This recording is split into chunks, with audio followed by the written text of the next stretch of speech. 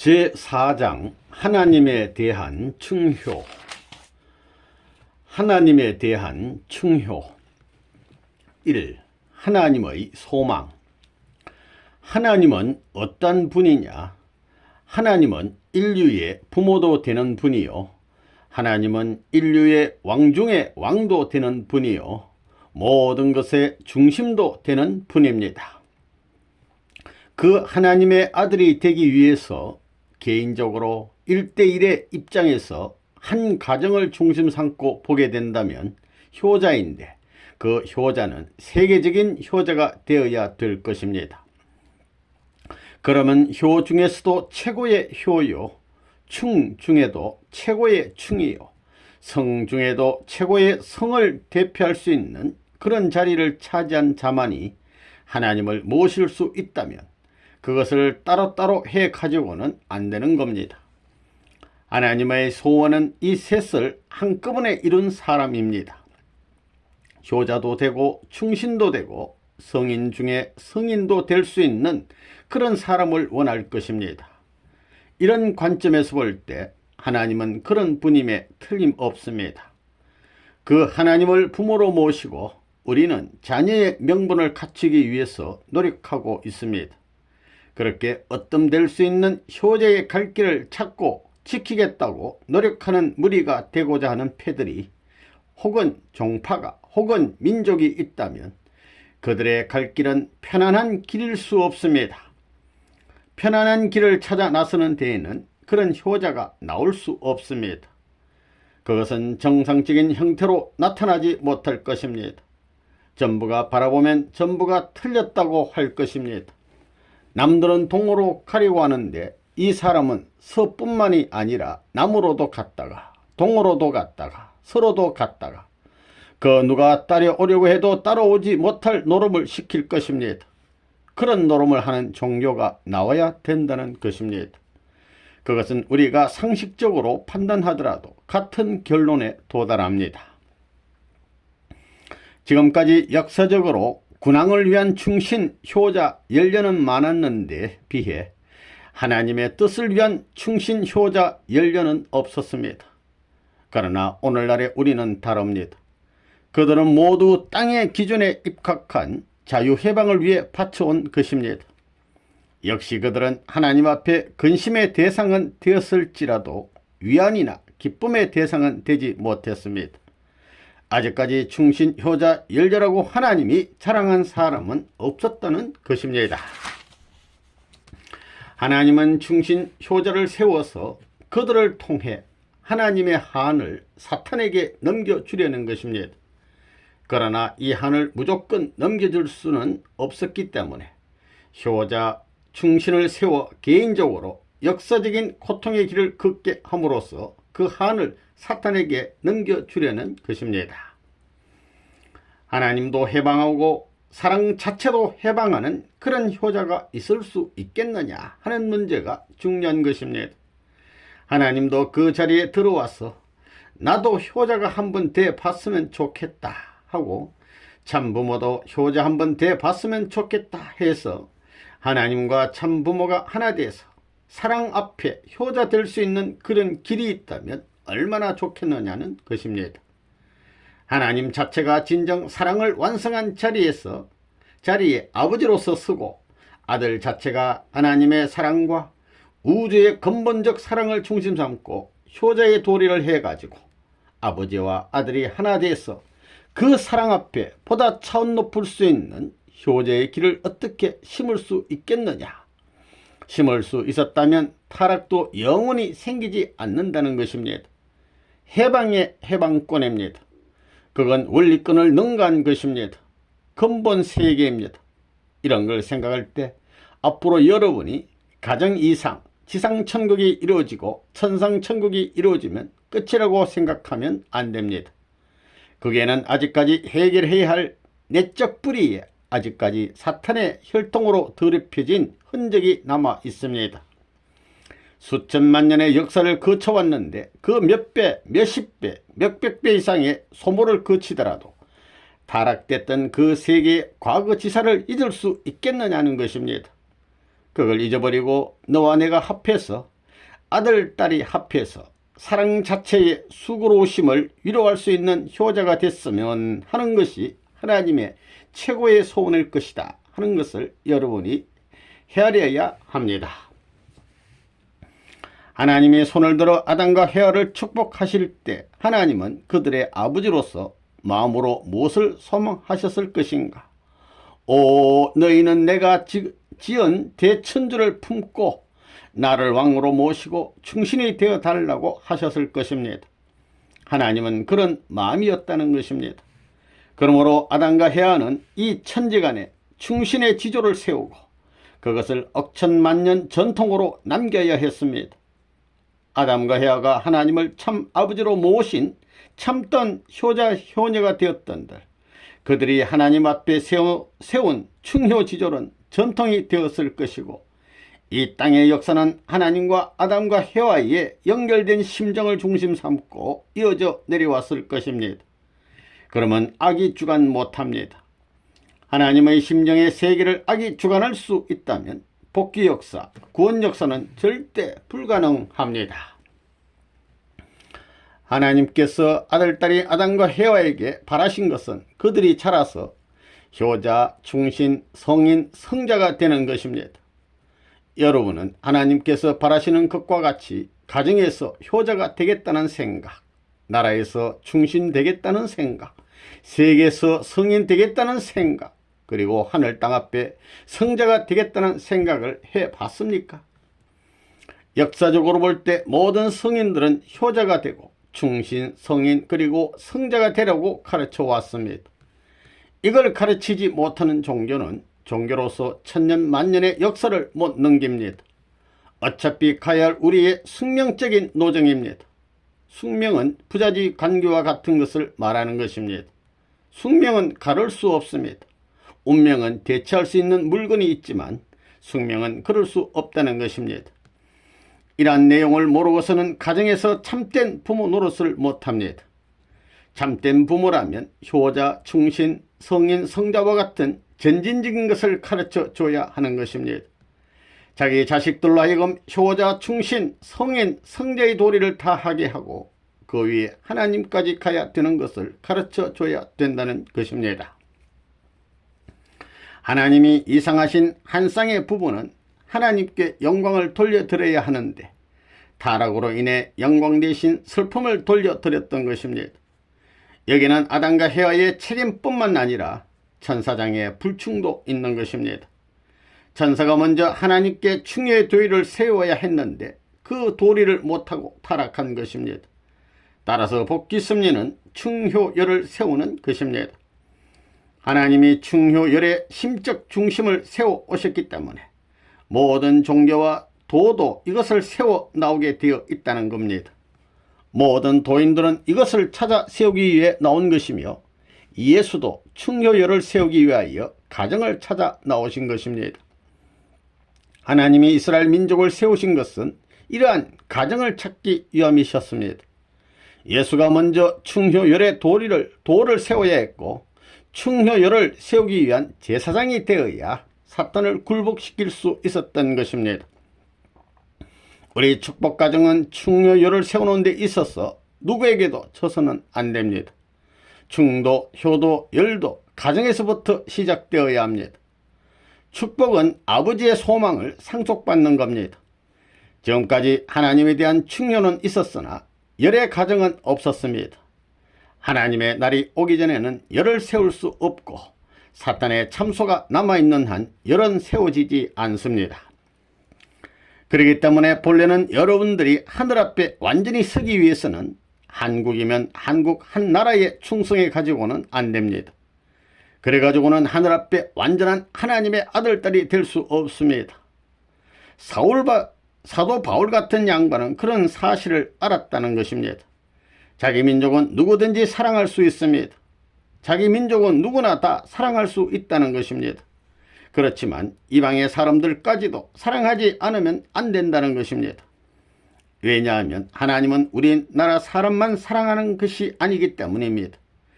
전체를 같은 입장에서 사랑하는 하나님이라는 것을 알아야 됩니다. 그 하나님의 심정을 알기 위해서는 역경에 부딪힌 어려운 환경에 처해 있는 하나의 나라를 찾아가 가지고 우리가 인연을 맺고 나가야 합니다. 그렇지 않으면 안 된다는 것입니다. 원리적으로 볼 때도 3개국을 거칠 수 있는 충성의 도리를 세우지 않으면 안 됩니다. 하나님 앞에 효자가 될 수 있는 때는 언제나 있는 것이 아닙니다. 효도할 수 있는 때가 죽은 뒤에 영계에서 만들어지는 것이 아닙니다. 영혼을 중심 삼고 볼 때 지극히 짧은 기간, 똑딱하는 순간과 같은 이 일생 동안에 하나님을 사랑했다는 조건을 세워야 되고 하나님 앞에 효도했다는 조건을 세워야 된다는 것입니다. 또한 우리가 살아생전에 하나님 앞에 절대 필요한 아들이라는 결정도 지어야 됩니다. 우리가 살아생전에 그런 것들을 해야 한다는 것입니다. 하나님이 한때에 6천년의 한해 인연을 풀기 위한 목적을 두고 지금까지 엮어온 역사의 결과로 말미암아 우리가 인연된 것입니다. 그렇기 때문에 우리는 서로 성이 다를지라도 같은 핏줄을 가진 형제 이상의 정을 가지고 살아야 됩니다. 우리는 부모 아닌 부모를 모시지만 하나님을 중심 삼고 자기 혈육의 부모 이상으로 그 부모를 모시려고 하는 무리입니다. 또 우리는 나라를 갖고 있지만 그 나라 이상의 충효열을 가지고 하늘나라를 위해서 살려고 하는 무리입니다. 끝날에 우리들은 무엇보다도 하나님의 마음을 아는 사람이 되어야 하겠습니다. 인간에게는 지, 정, 의의 3요소가 있고 지와 의를 발판으로 하여 정적인 천정을 이루어야 할 부분이 남아 있습니다. 하나님의 정적인 흐름이 있고 우리 한민족에 대해서 천적인 섭리가 있기 때문에 우리 한민족은 어느 누구보다도 하늘에 대한 간절함과 충효의 마음이 강하게 움직이고 있다는 것입니다. 이 하나님을 감동시키는 절대 충효.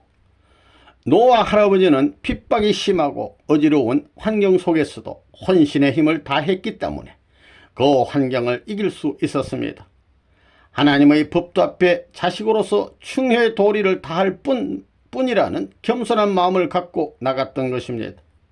하나님 앞으로 나가면 나갈수록 환경의 비정함을 느끼고 서러움을 당했으나 그런 때일수록 노아 할아버지는 하나님께 죄송한 마음으로 회개의 눈물을 흘리며 갔기에 그가 가는 길을 막을 자가 없었던 것입니다.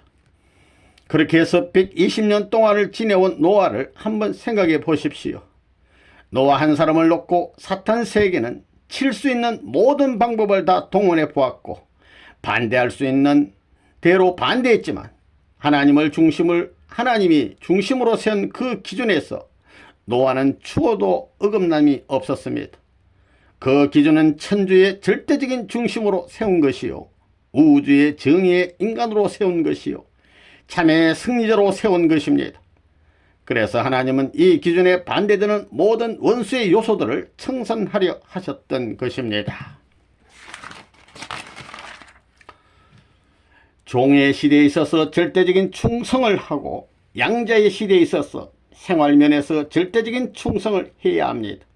이렇게 이대 환경을 거치지 않고는 양자로서 하나님의 직계 자녀와 일치될 수 있는 기준을 결정할 수 없습니다. 하나 될 수 있는 기준을 결정할 수 없는 것입니다.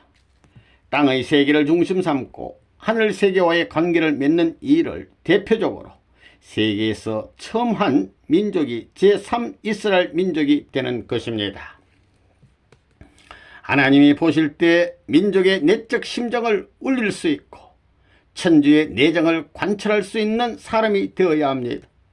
하나님과 통할 수 있는 애정을 가진 그 효자, 효녀는 깊은 비운이 감도는 자리에서도 그 비운의 주인공이 된 왕이면 왕, 부모면 부모의 마음을 풀어드리고 그 배후의 전부를 혼자 막아 해결해야 합니다.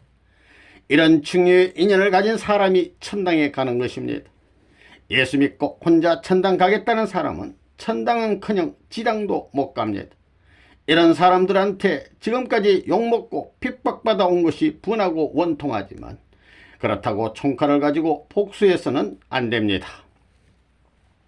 하나님을 누가 해방시켜 주느냐?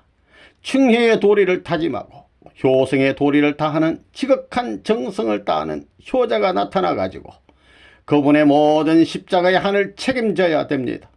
그런 아들딸이 나타나야 되는 것입니다. 그렇지 않으면 하나님은 해방되지 않는다는 걸 여러분이 알아야 됩니다. 결론적으로 하나님은 절대가정, 절대충효를 원하는 것입니다. 지금까지 그러한 절대적인 충효가 나오지 않았습니다. 절대성자, 하나님의 아들과 같은 그러한 세계적인 기반이 없으면 하나님이 지상에 강림할 수 없습니다. 하나님 혼자로서는 지상에 아무런 역사도 할 수 없는 것입니다. 그래서 우리가 슬픈 하나님, 불쌍한 하나님이라고 하는 겁니다. 지금부터 레바논 문을 중심 삼고 유럽 멤버들이 처음으로 그런 가정을 이룬다는 것이 놀라운 사실입니다. 어느 누구든지 모두 다 충혈을 원하는 것입니다. 지금까지 이 타락한 세계에 대해서 하나님은 불쌍한 입장에 있을 수밖에 없었던 것입니다. 그 하나님을 어떻게 해방할 수 있을 것이냐? 그것은 어떻게 그러한 가정, 종족, 민족, 국가, 세계를 건설하느냐 하는 것에 달려 있습니다.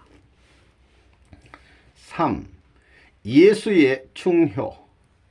예수는 어떠한 어려운 환경에 부딪히더라도 그 환경을 극복하기 위해서는 인내심을 가져야 한다고 주장했습니다. 죄인들이 악에 대하여 충성하는 이상 하나님의 뜻을 위해 충성을 다해야 한다고 말한 것입니다. 이것이 기독교에서 말하는 성신의 9가지 열매의 근본입니다. 사랑의 생활을 하게 되면 희락과 화평이 나오고, 인내를 통해서는 자비와 양선이 나오며, 충성의 생활을 하면 온유와 겸손이 나옵니다.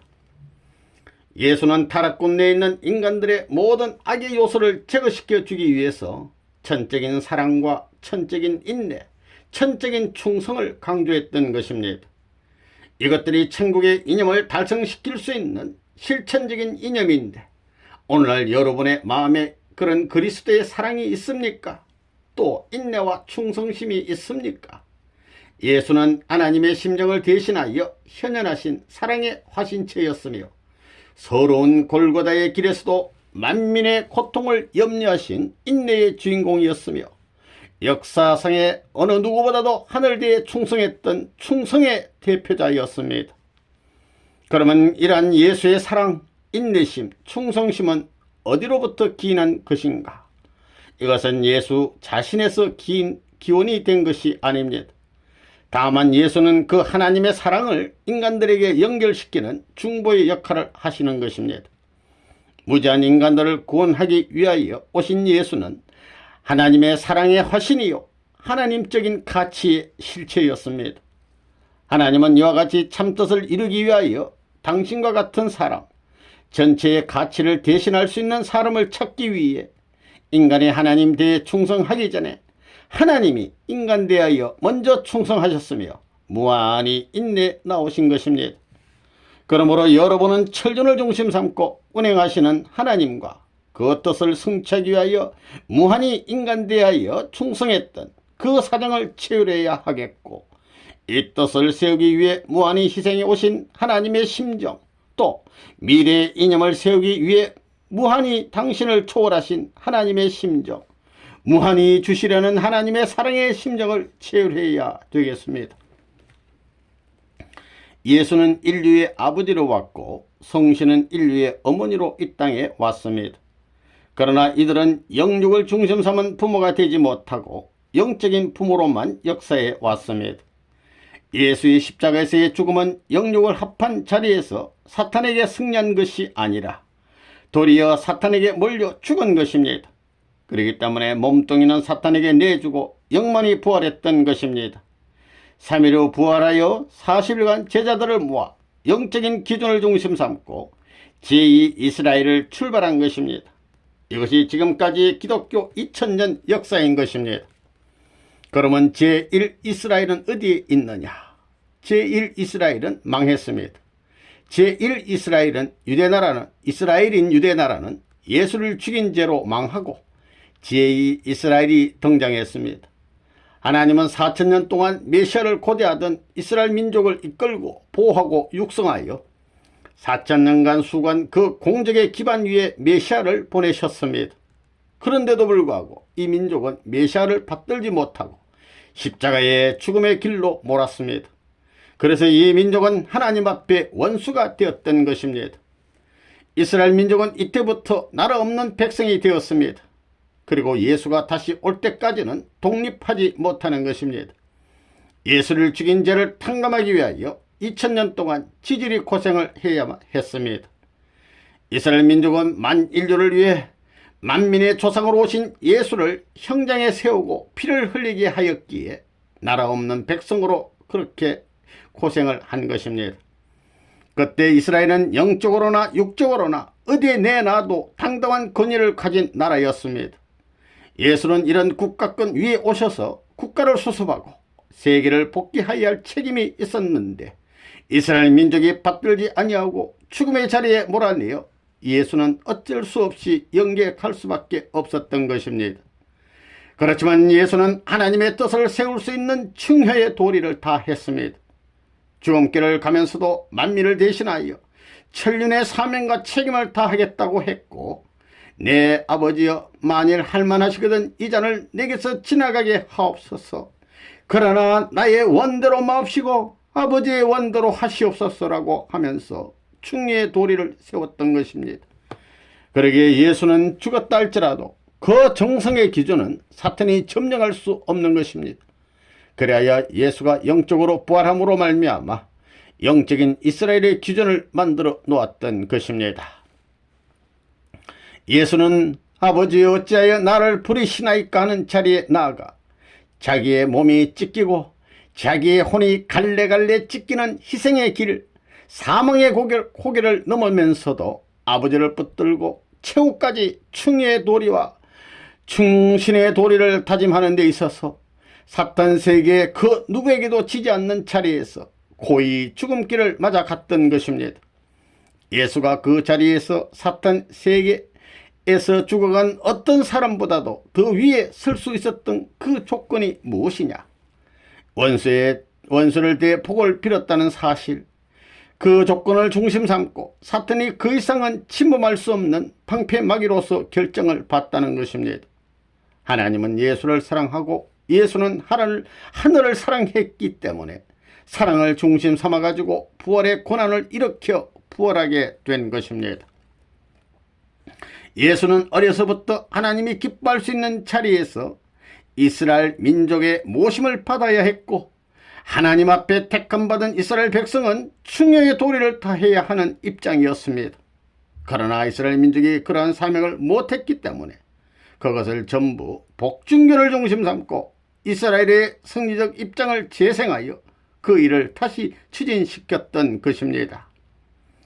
본래 요셉과 마리아가 예수를 하나님이 보내신 참다운 아들이요 하나님의 왕자요 또한 만민의 메시아라는 것을 알았다면 그가 메시아로 태어난 그날부터 하나님의 왕자로 모셔야 되는 것입니다. 매일같이 예수께 경배해야 됩니다.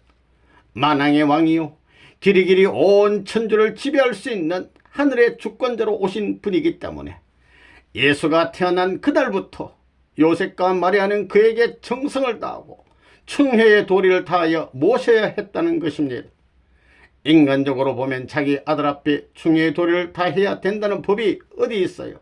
그러나 천법으로는 그래야만 되는 겁니다. 예수는 어찌하여 부모, 즉 하나님을 모실 수 있는 하늘의 법도를 친히 가르쳐 주지 못했을까요?